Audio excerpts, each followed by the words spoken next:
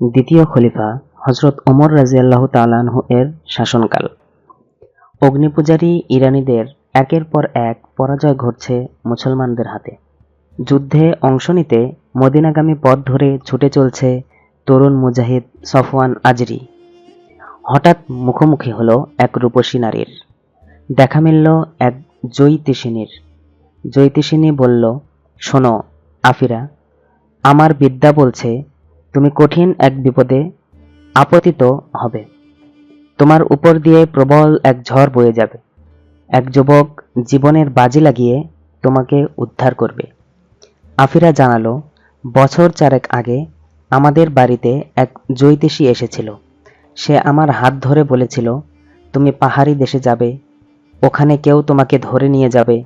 অবশেষে এক যুবক এক রাতে পাহাড়ে বেড়াতে গিয়ে সফওয়ান আফিরার দেখা মিলল এক বন মানুষের।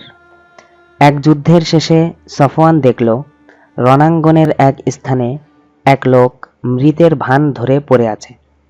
সফওয়ান কাছে গেলে চোখ খুলে বলল, আমি জ্যোতিষী, আমি যুদ্ধ করতে আসিনি, আপনি আমাকে বাঁচিয়ে রাখুন, আমি আপনার উপকার করব। আমার নাম জামাশপ। অবশেষে কি হলো? কি পরিণতি ঘটল রূপসী কন্যা আফিরার? কে ছিল বন মানুষটি? জামাশপ কি উপকার করল সফওয়ানের?